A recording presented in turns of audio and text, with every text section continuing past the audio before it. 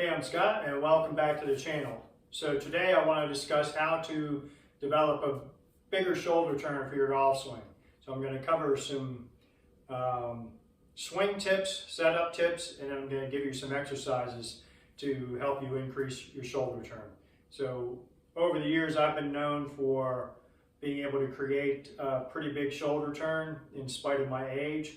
So you can check out the video here of my golf swing, and then we'll get back to the tips and the exercises.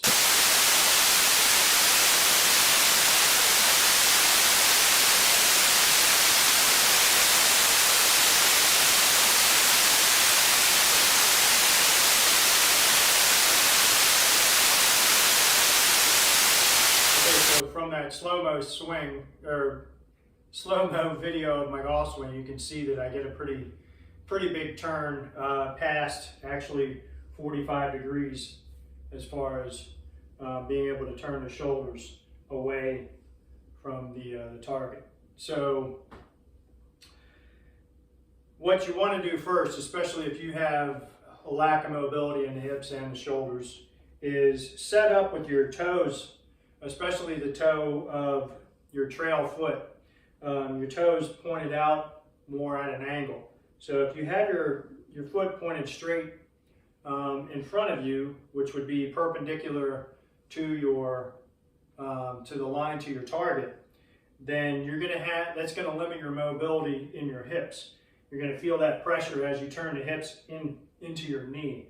So what you want to do is turn your toes out a little bit, and even at sort of like a 30-degree angle. That will give you more room for your hips to turn. In order for your shoulders to turn, your hips have got to turn basically first, and the shoulders are going to go along with them. So that will give you the ability to turn the shoulders a little bit more. Now, many of you watching this video will have the swing flaw known as a reverse pivot. So that means when you do the backswing, your shoulders are leaning, your upper body is leaning towards your target, when in actuality you want it to be leaning away from the target a little bit. So in that regard, if you're someone who struggles with that, and that might be a function of tightness in your shoulders as well, with an inability to get create much width between your hands and your trunk in the backswing. So a lot of people are very narrow going back like this. It doesn't mean you can't generate any power that way. Champions Tour player Kenny Perry, I don't know if he plays much anymore, but former tour player Kenny Perry, he didn't create a lot of width in his backswing, and he was a long hitter. So it's not absolutely critical to create a substantial amount of width, say like Tiger Woods does in his backswing.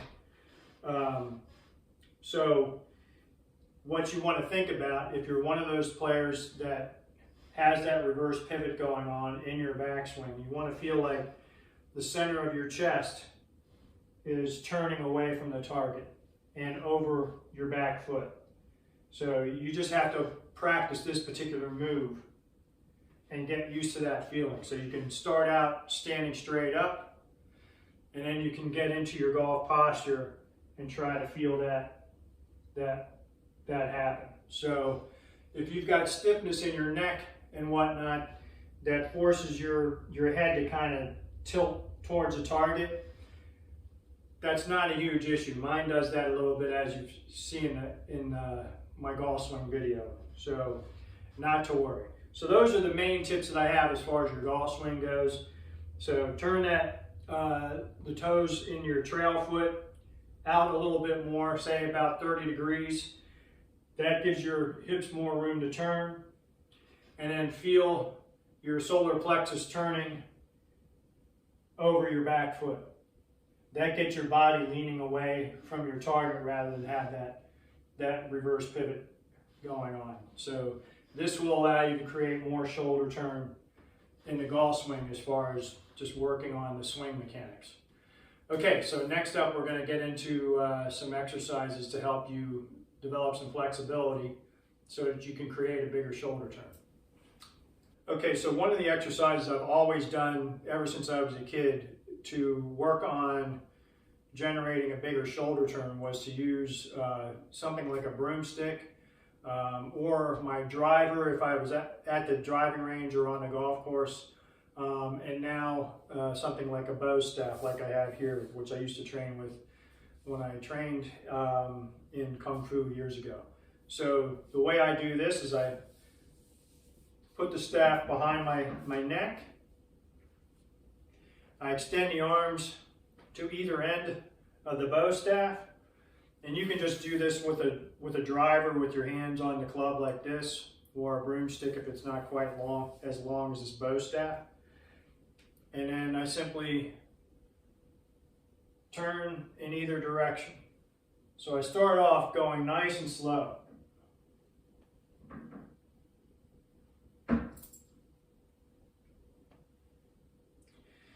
And then what I do is I'll try and turn in either direction as far as I can and just hold it. And you're going to feel a nice stretch in your back and in your lats, in the lower part of your back doing this.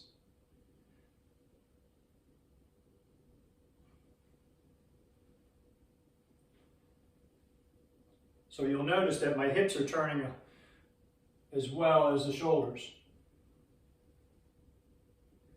So the hips will start turning, but the shoulders can keep going a little bit.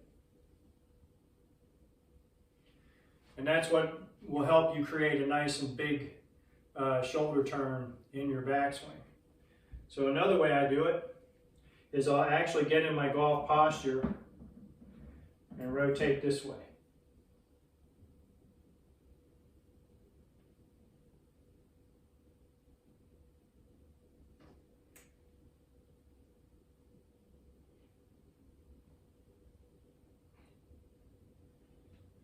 And I'll basically try and hold that stretch for a couple seconds going into the backswing and then going into the downswing, and you only get a little bit of a follow through from here.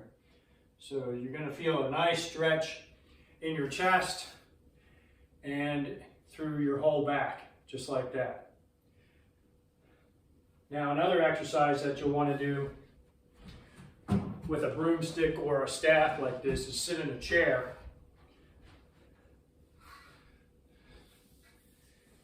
And this prevents your hips from being able to turn. So now you're just working on turning your shoulders as much as you can.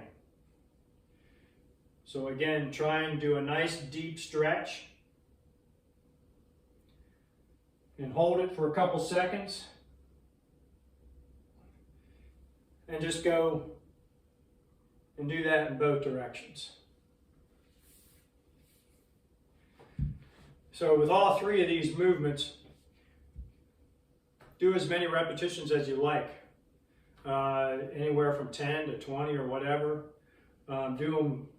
Start off doing them nice and slow, and then doing them one at a time in each direction where you hold that position for a couple seconds and then you turn back the other way. And you'll feel some nice stretches. That gets that middle part of the back and your chest and the low part of your back feeling a nice stretch as you're moving with something like this. So I like using this bow staff more than any other device like the drive. You know, if I've got my driver, I just feel like I'm getting a much deeper stretch with my arms extended fully along the bow staff. So, okay, so that wraps up these exercises, and I've got a few more that I'm going to do on the floor here. Okay, welcome back, and say hello to Piper again. She runs the household, and we're just living in her world. So in this portion of the video, I'm going to do a few exercises to do on the floor that are basically stretching and mobility exercises. So first up is an exercise known as the thoracic bridge. So what you want to do is get in a position on your hands and then up on the balls of your feet. You want your hands directly under your shoulders. And what you're going to do starting out is you're going to step through with your left foot in between your right foot and your right hand. And then you're going to plant that foot so that foot is basically in line with your right foot. They're both pointing straight in that direction. So now you're supporting yourself with your feet and on your one hand.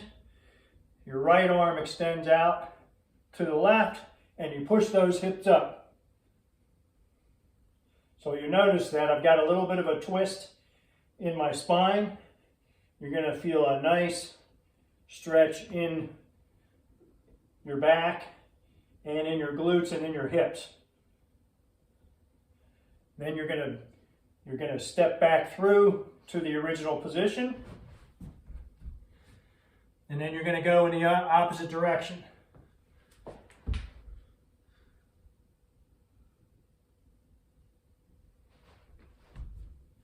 And finish that way.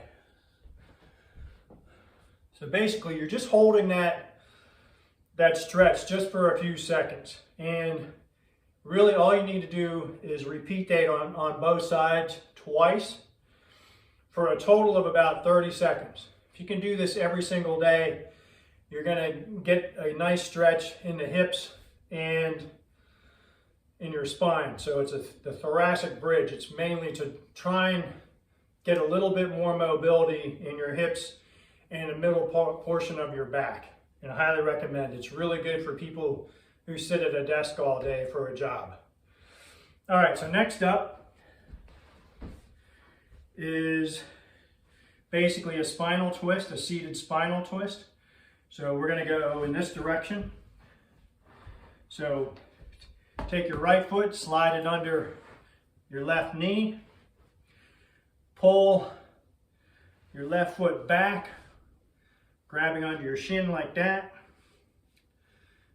Place your left hand behind you, directly behind you. Your right elbow onto the side of your left knee if possible. And then you're simply going to turn in that direction while you're pushing with your elbow on your knee.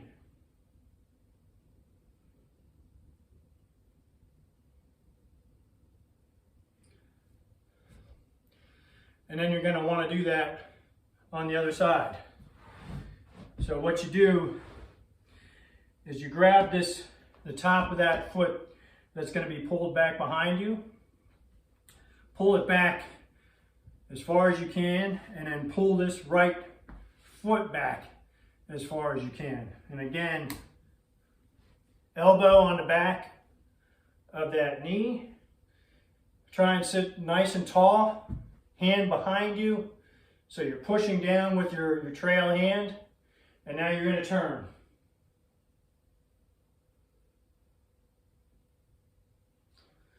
So you want to try and hold that stretch for a good solid 15 seconds starting out, and then repeat that one more time after you loosen up a little bit. So here's what it looks like from a side view.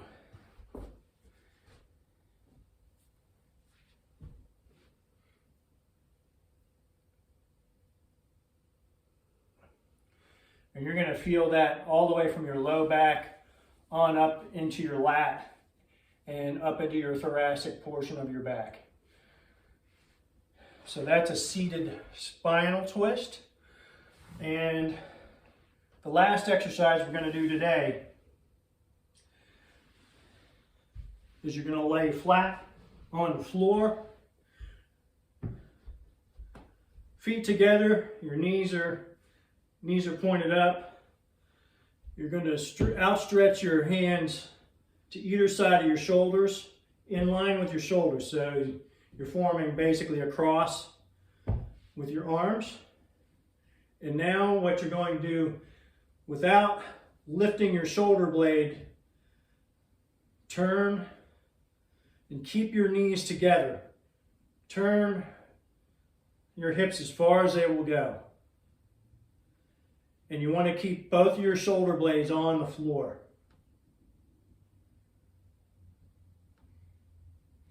And then you want to go to the other side.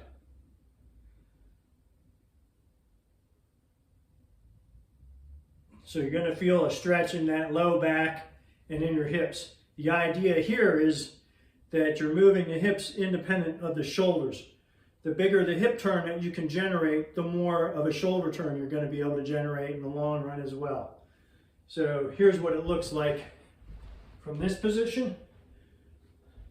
Again, the arms are outstretched, your palms are on the floor, head down. Rotate over, keeping your knees together. Ideally, you'll be able to touch this thigh on the floor if you have real good flexibility.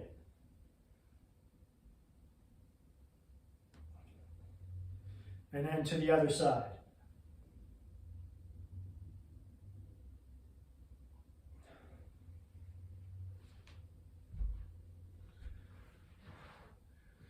Okay, so now you've got a few exercises to work on to increase your mobility, and you've got a few tips to work on as far as your golf swing goes as well. And if you work on these over the winter, it's middle of November now as I am doing this video, do this stuff regularly, at least 2 or 3 days a week, and you'll be able to be a little bit more flexible when the golf season rolls around and hopefully generate a bigger shoulder turn, which in turn will give you the ability to generate some more club head speed. All right, so thanks for watching, and we will see you down the road.